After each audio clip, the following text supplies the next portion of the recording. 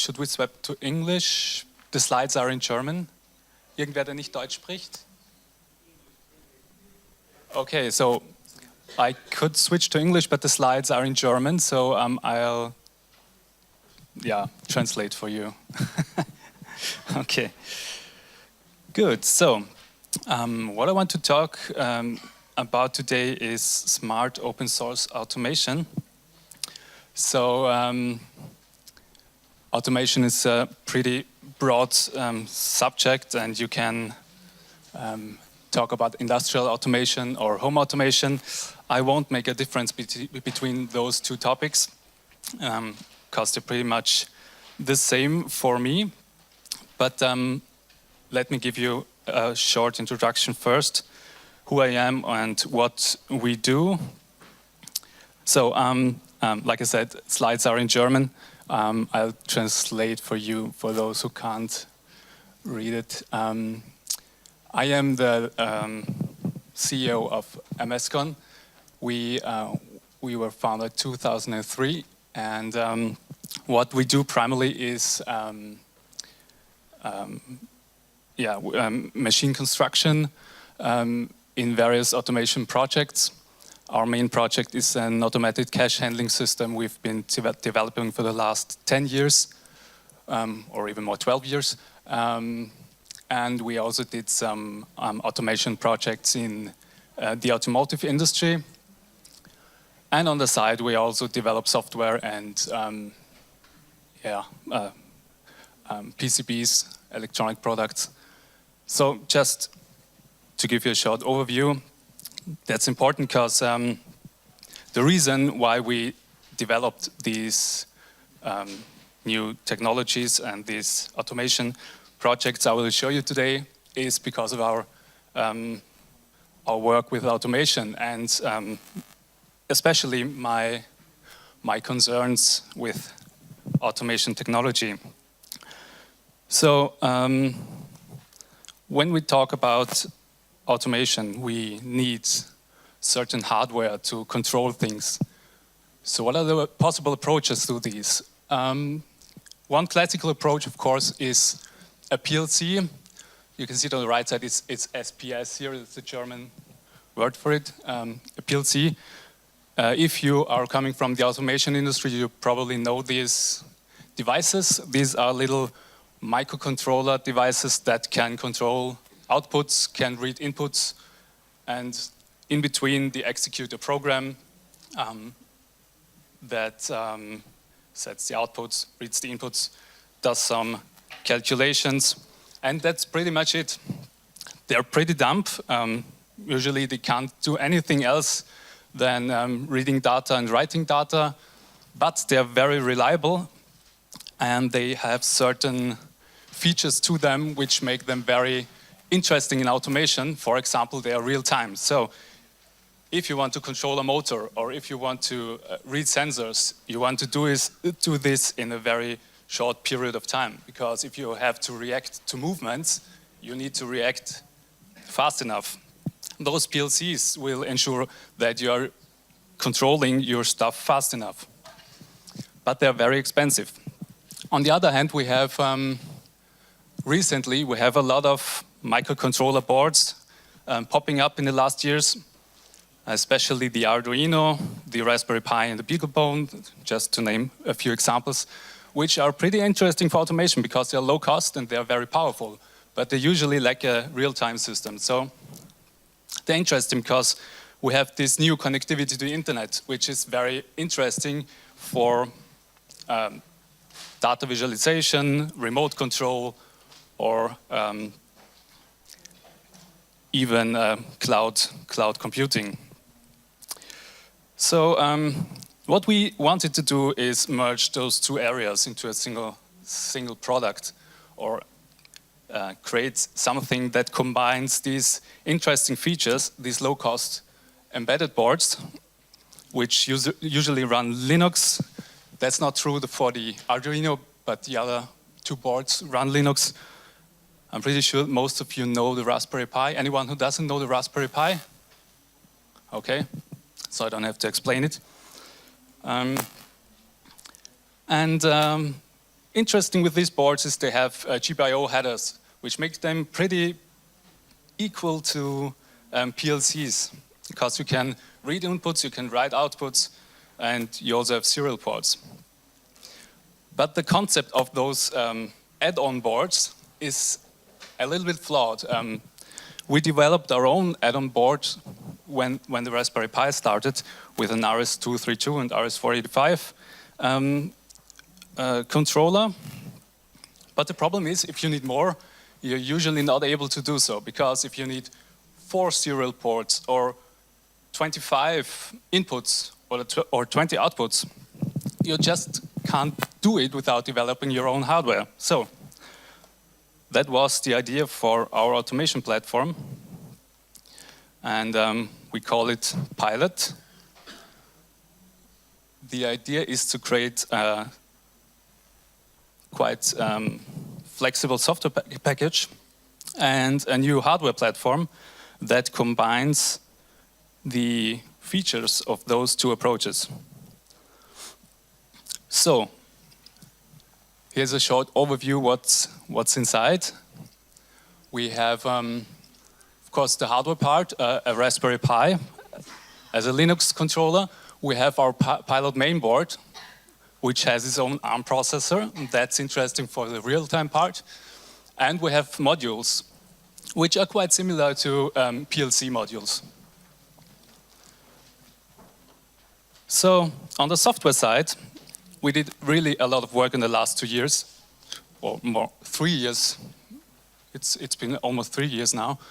And we developed our own tool chain that generates the firmware code, and also developed Linux kernel drivers for the Raspberry Pi to communicate with those modules and the mainboard. So how does it look? That is the hardware. You can see a Raspberry Pi beneath. On top is the Pilot mainboard. And you can see 4 sample modules that can be plugged into the mainboard. The mainboard looks pretty simple. It isn't. On the bottom side, we have microcontrollers and various other stuff. Where's the pointer? Do we have a pointer here? For example, a real-time clock, which is pretty important since the Raspberry Pi doesn't have one. So let me show you. This is the backup battery for the real-time clock. Here is a microcontroller and also a programmable logic device. So that's the bottom side. And those modules you can see here, these are just a few examples for what you can do with it. So we have a GPS module here. We have on the top left corner RS-485. This is an 8 output module, and this is an analog input module. So when you assemble the whole thing, it looks like this. You plug in the modules, you have screws to fix it up, so you don't have cables flying around. And that's it. That's a final controller you can use. And now I'll show you. There's a short overview of a couple of modules we have, just to give you an idea of the flexibility. What you can do here is develop, of course, your own modules, since all the software is open source. And I won't go into the details of the boards. You can look at them afterwards. Just a short overview, and you can see at first glance you have much more flexibility than in traditional PLCs with the options you can fit to this. So here's an overview of the software behind it. We have a base driver running on the Raspberry Pi, which does all the communication to the mainboard. And on the mainboard side, we have the firmware. The firmware is here to communicate to all the modules and stream the data to the Raspberry Pi. And the Raspberry Pi side then branches out the data to certain driver modules, which can be loaded in individually. I'll show you in a moment how this works. So, on one hand, we have this streaming mode where you can just load Linux drivers and talk to these modules directly. For example, if you plug in an RS-485 module or an RS-232, so common serial ports, you just have a serial port popping up on the Linux device, which you can use like on a regular PC. So it's like a plug-and-play solution for embedded modules, and works similar like you know it from the PCI extension boards you can plug into your PC. But on the other hand, we also have a PLC mode. And the PLC mode allows you to write PLC code. In this case, you can use IL code, ST code, and LD diagrams, ladder diagrams, compile them, and also program them into the ARM microcontroller.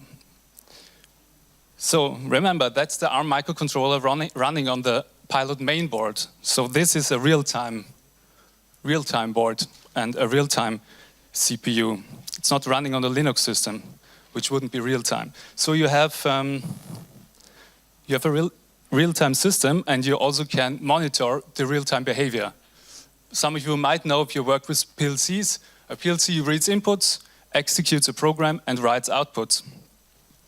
And the cycle time can be measured, of course, which we do. So if you write a program, you can exactly say how many milliseconds it takes you to execute these programs. So you know the maximum delay from input, processing that input, and setting your output. That's very important in automation, since if you are not doing things in time, you might run into collisions, running motors into crash situations when you're not processing your data in time. So this, first, I show you an example how you would use streaming mode. It's pretty straightforward, so it works like any other PC accessory you would use. Here, for example, you can see a board, a serial port plugged into the main board, which is in RS-232. That's pretty common if you have a question. Yes. Do we have a board for motor controller? What exactly do you mean? There's a lot of possible ways of. motor controller to put the driver board as a module on your board? I'll explain in the Q&A session. There is not a direct BLDC controller, because that is a power dissipation issue. But I'll show you later. Please keep it in mind and ask it again in the Q&A session. So that's a pretty easy example. You just send something to a dev TTY, to a TTY device. If you're familiar with Linux, this won't be much of a surprise for you. The +0 just denotes the port the module is plugged into. Setting outputs and reading inputs, these are the next two lines here. As easy as you would do it on the Raspberry Pi itself, if you're setting and reading native IOs. So there's a Linux subsystem that handles that, and we're using this. So there's not any difference than you would do it on a normal Linux system. And we also have some specialties. We have a file system for special modules that need more than just input, output, or serial data. For example, if you plug in an LCD display, you just can copy the bitmap into this special system file, and it will be displayed on the display. Here's a very short example how you would use the PLC mode. You have a graphical user interface. In this example, you see a ladder diagram, which is very, very simple. It just sends the word "Hello World" every 5 seconds. And that's the full source code to it, so you can design it graphically. And you can also debug the PLC as you're used to in commercial systems, which you can see in the lower right corner. You can just watch variables, PLC variables, and they will change over time, of course. What we also have is, and that's the important part for the smart thing here, we have, of course, an API to it. So you can just start a web service and read and write inputs and outputs or serial data. So that's very interesting because PLCs usually have very expensive HMI interfaces, custom displays. Here you just write your JavaScript code, use the web service and read and write to inputs or outputs. Very interesting, for example, for home automation, where you can write your own app directly communicating to sensors or light switches. Okay, so that's pretty much for the basic function of this thing. Interesting to note is what you can do with this in comparison to add-on boards you're used to on the Raspberry Pi. You can use pretty interesting combinations, like 4 serial ports. Sometimes you need it for automation projects. We did. Or a lot of digital I/Os, like 64 I/Os. You couldn't really do it with a standard extension board. You would use a PLC usually for this. And compared to PLCs, you have the advantages of being cheaper, of course. You have open source software, which is a pretty big point for me personally, because we used a lot of this professional PLC software, and if any one of you worked with it, it's sometimes pretty nasty. I mean, I don't want to mention companies here, but sometimes they're really unstable, crashing. You don't know what's really happening in the background. Don't get me wrong, the hardware is great, but the software is just not. And what you also can do is a lot easier. What you can do a lot easier is database and cloud connection from your PLC, which is pretty a pain with the traditional PLCs. So that's basically it. That's the overview. This is just what we have, what we want to do next. The hardware is finished. The software is also finished. Our next steps will be to implement our own GUI editor. What you have seen before is Pyramids, which is also an open source project, but the only part that's not from us. We want to add Scratch support, which is interesting for education. And of course, we want to add a lot more modules like KNX, 6LoWPAN, and ZigBee for the wireless stuff, which are some of them already pretty advanced and almost finished, and some we are just starting to work on it. Also, we are looking at casings, of course. Interesting and important if you use it in an industrial environment. We are working on an open source case generator with OpenSCAD, if anyone knows. And we also want to do a real professional case for DIN rail mounts. So, yeah, that's all. I hope you get an idea, and thank you for listening. And yeah, ask away. We do have time for a couple of questions. Unfortunately, we only have one microphone, I've seen. So maybe you can repeat the question then. Sure. So, go ahead. So, okay, you were asking about BLDC motor controllers. Okay, what we currently have is a small stepper motor controller, because this is the most thing we can do on these little boards. They're really tiny. I can show you later how they're looking.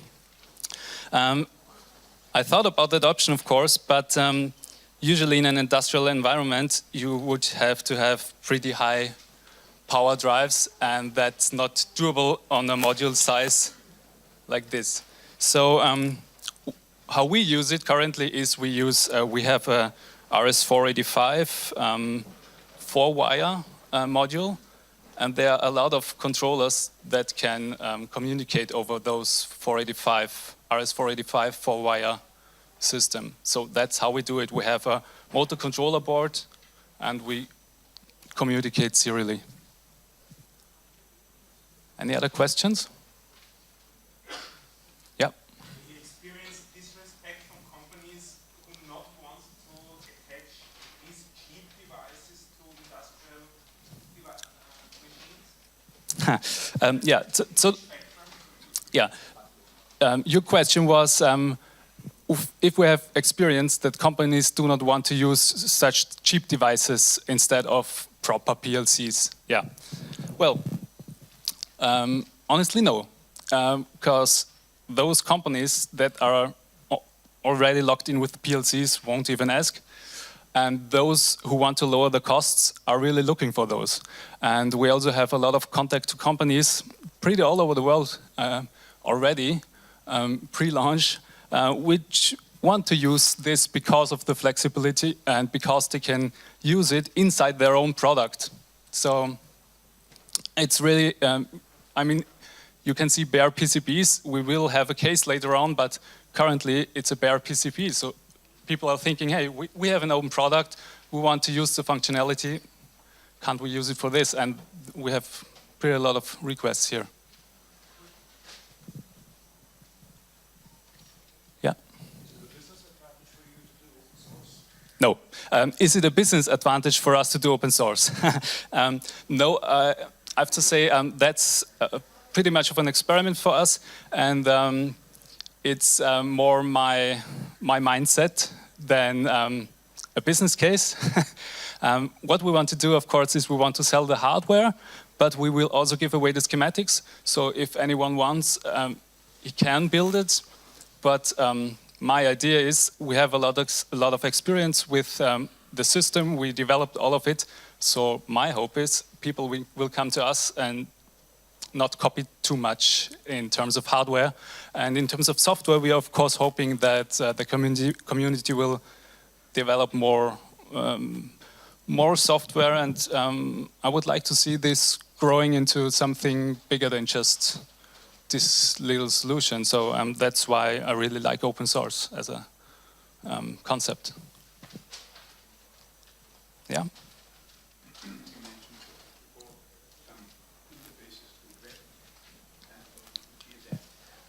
Yeah.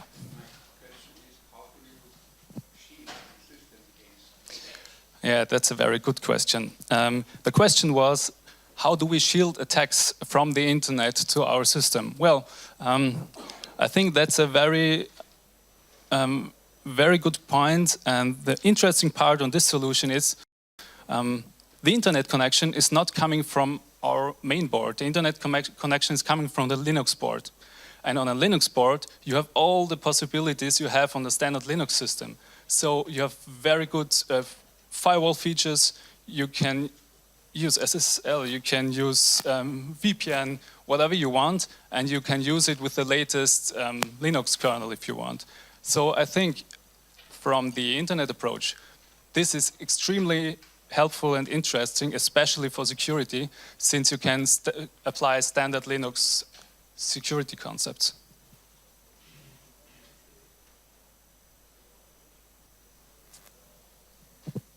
Any other questions? One question from my side. So what are the average prices for the modules, for the hardware modules? Okay, the average prices. So we're not yet released to market. We have, of course, our own prices, what we need for development. And we're already selling with RS Components and Conrad with our older products. So I can give you an idea what the ballpark figure would be, but I don't know what the resellers will add, so we don't control the prices. I would say the main board for the end consumer, if you're buying it in single quantities, would be around 50 euros. And the modules, they're starting very low, depending on complexity. So you can probably get a module for inputs and outputs for 10 to 15 euros. But if you need the industrial version, which is of course is opto-decoupled and hardened against spikes, we use of course more expensive hardware, and these modules, the 16 IO programmable module, will be more in the range of 40 euros. What industry are you using currently the product? Sorry? What industry are you using the products currently? Which industries are using this product currently? So mainly, interestingly enough, it's the building automation industry, which is most interested in those. So it's not home automation, it's really building automation. We also have requests, and it's also being tested now in measurement environments for clean rooms, for example. We have time for one more question. Okay, so then my final question is, do you think the form factor will be much smaller in the future? Is it more or less the end that you expect to be stable for the next coming years? The form factor, well, we thought very much about the form factor. I think it's not much use to do it a lot smaller, because there are certain standard connectors which have to fit, and the module sizes are not sized to the minimum doable size, but to the minimum size where can still connect wires to it. So we also have these modules not with headers but also with industrial connectors, and these are the smallest you can get currently on the market, and they won't be very much smaller. There's simple physical limits. So in this scenario where we have to talk to the outer world and to sensors, and we have things that have to be plugged in, going a lot smaller makes it harder to connect things. Great, so very much thank you, Daniel. Thank you.